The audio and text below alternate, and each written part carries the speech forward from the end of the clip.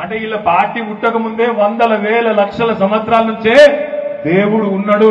రేపు BJP ఓడిపోయినాక, BJP చచ్చిపోయినాక కూడా దేవుడు బరాబర్ ఉంటాడు. దేవుడు ఎక్కడి గోడు. వీళ్ళు బతికిస్తున్నదేం లేదు. దేవుడు కూడా రాముడు మంచోడు.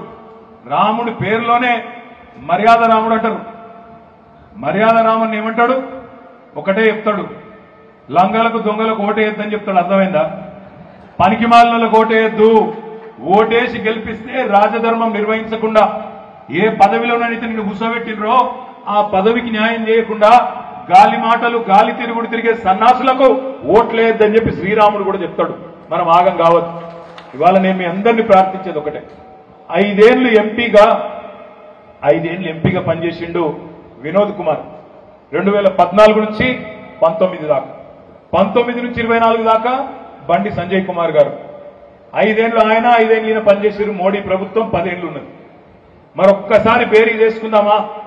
ఒక్కసారి ఇదే ఫంక్షన్ హాలు మా బాబుసాహెబ్పేట సర్పంచ్ దా, ఇది బాబుసాహెబ్పేట సర్పంచ్ సాబ్ దట. సర్పంచ్ సాబ్ నువ్వు ఒకవేళ కిరాయికి ఇస్తా అంటే లేదా ఫ్రీకి ఇస్తా అంటే, గంగాధర్ ఎక్కడున్నాడు? ఒకవేళ గంగాధర్కి నొప్పుకుంటే ఏం చేద్దామంటే ఇక్కడనే మనమే వేదిక ఏర్పాటు చేద్దాం. వినోద్ అన్నని రమ్మందాం, బండి సంజయ్ గారిని కూడా రమ్మందాం. వాళ్ళు ఇటు కూర్చొని మనం ఇటు కూర్చొని 5 ఏళ్ళు ఆయన ఏం చేసిండో అడుగుదాం, 5 ఏళ్ళు ఈయన ఏం చేసిండో చర్చ పెడదాం. ఎవరు కరెక్ట్ కరీంనగర్ కో తేల్చుకుందామనే మాట నేను విజ్ఞప్తి చేస్తాను. 5 ఏళ్ళు ఒక్క రూపాయి పనిచేయలేదు, ఒక్క మండలానికి రాలే, ఒక్క ఊరికి రాలే, ఒక్క శిలాపలకం వేయలే. ఆడబడతాడ తిట్టుకుంటూ తిరుగుడు తప్ప, ఆడ తిట్టుకుంటూ తిరుగుడు, ఈడ తిట్టుకుంటూ తిరుగుడు, గాలి తిరుగుడు తప్ప ఒక్క పని పార్లమెంట్ సభ్యుడు చేయవలసిన ఒక్క పని చేయలే. జిల్లా పరిషత్ పోడు, మండల పరిషత్కు రాడు, మున్సిపల్ మీటింగ్ పోడు. పోని పార్లమెంట్ కన్నా పోతాడంటే పార్లమెంట్ కూడా పోడు. యాడున్నవా అంటే మసీదులు తవ్వుదాం, శివం వెళ్తే మాది, శివం వెళ్తే మీది. ఇదే పిచ్చి మాటలు తప్ప మళ్ళీ ఇంకేమైనా గట్టిగా అనుకో, అన్నా ఏం వారం అన్నా గంతే. మనకు తెలిసింది గంతే. మనకు ఇంకో మాట తెలియదు, ఇంకో ముచ్చట తెలియదు, ప్రజల కష్టం తెలియదు, గోదావరి జలాలు తెలియదు, రాజ్యాంగం గురించి తెలియదు, ఏమీ తెలియదు. కానీ మళ్ళా ఓట్లేయాలి, ఓట్లు గుద్దాలి. ఎందుకు? జై శ్రీరామ్. నేను ఒకటి అడుగుతున్నా, మనం కట్టలేదు ఆ గుడి? యాదగిరి లక్ష్మీనరసింహస్వామి గుడి మనం కట్టలే? జోరుదారు కట్టలే? వేములవాడ గుడి చెరువు బాగా చేసుకోలేదా? బ్రహ్మాండంగా చేసుకోలేదా? మరి బండి సంజయ్ గారు చెప్తారు దేశం కోసం ధర్మం కోసం అని. నేను అడుగుతున్నా, సంజయ్ గారు కొండగట్టు అంజన్నకు ₹1 తెచ్చినవా? వేములవాడ రాజన్నకు ₹1 తెచ్చినవా? నీ మోడీ దగ్గర మా ఇల్లు అందకుంట రామాలయానికి ₹1 ఇచ్చినవా? లేదా సిరిసిల్ల మార్కండేయుల వారికి ₹1 ఇచ్చినవా? ఎక్కడిది మరి నీ ధర్మం? దేశం కోసం ధర్మం కోసం అనేది డైలాగుల కోసం, ఓట్ల కోసం దంచుడు కాదు. డైలాగులు ఎన్నడన్నా ₹1 పని చేస్తే చెప్పు, ఈ పని చేసినా కాబట్టి నాకు ఓటు వేయండి అని చెప్పు. నేను మిమ్మల్ని అందరినీ ప్రార్థించేది ఒకటే ఒకటి. మీరు అనుకోవచ్చు ఎందుకు మొత్తం బీజేపీ గురించే మాట్లాడుతున్నది. నాకు తెలిసినంత కాడికైతే కాంగ్రెస్ తో మనకు పోటీ లేదు. కరీంనగర్ పార్లమెంట్ లో ఉన్న పోటీ అంతా బీజేపీతోనే ఉన్నది. ఎందుకంటున్నా ఎరికేనాది? దాని పాపం ఎవరో తీసుకొచ్చారు నిన్న కరీంనగర్ ఎంపీ అభ్యర్థి కాంగ్రెస్ వాళ్ళు. నేను అమ్మతోడు చెప్తున్నా, ఆయన తీసుకొచ్చి కాంగ్రెస్ కండువా వేయకుండా మీరు తిప్పాపూర్ చౌరస్తాలు నిలబెట్టుంది. ఎవడన్నా ఒకటి గుర్తుపడుతున్నావు 2 గంటలను నేను కూడా చూస్తా. ఎవడు గుర్తుపట్టాడు? ఆయన ఎవడో ఎవరికి తెలియదు. నాకు తెలిసి కాంగ్రెస్ కార్యకర్తలు కూడా గుర్తుపట్టారు. కాంగ్రెస్ కార్యకర్తలు కూడా గుర్తుపట్టారు. తిప్పాపురం చౌరస్తాలు నిల్చుంటే ఏమనుకుంటుంటే ఎవడో బస్ కోసం ఎదురు చూస్తుంటే ఏమనుకుంటారు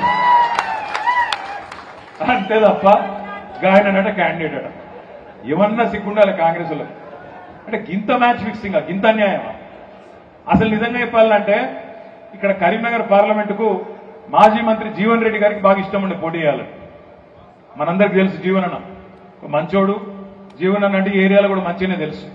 ప్రవీణ్ రెడ్డికి ఇంట్రెస్ట్ ఉండే, మాజీ ఎమ్మెల్యే హుస్నాబాద్. వాళ్ళిద్దరు కొద్దిగా మంచి పోటీదారులు అయితే నిజంగా చెప్పాలంటే వాళ్ళిద్దరు వస్తే కొద్దిగా పోటీ గట్టిగా రసవత్తరంగా ఉంటుండే.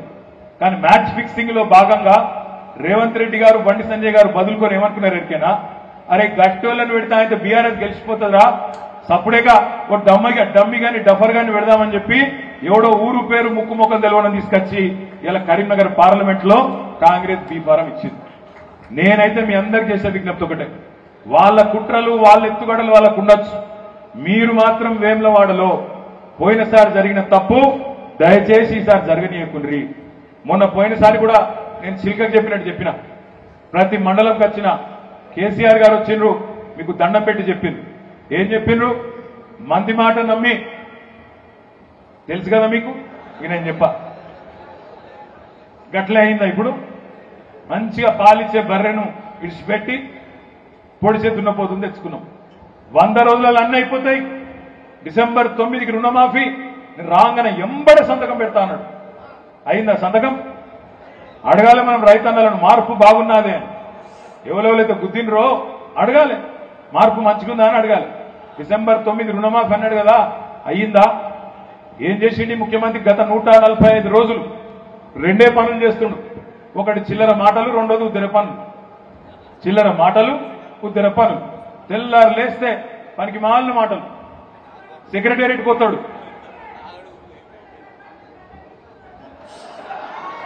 ఏందట గడ్డం గీక్కున్నాడు. ఎవరు?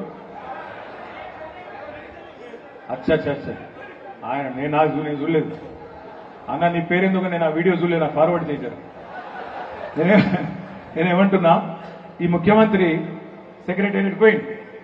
సెక్రటేరియట్ పోయి అంటాడు ఆడ ఇగిలించుకుంటా, నేను ఊళ్ళో అంకె బిందెలు ఉంటాయనుకొని వచ్చినా ఇక్కడ ఖాళీ కుండలు ఉన్నాయంటాడు. నాకు తెలియకడుగుతా, గడ్డపారలు పట్టుకొని, తటపారలు పట్టుకొని, నెత్తి మీద కిసినట్టు తువాల కప్పుకొని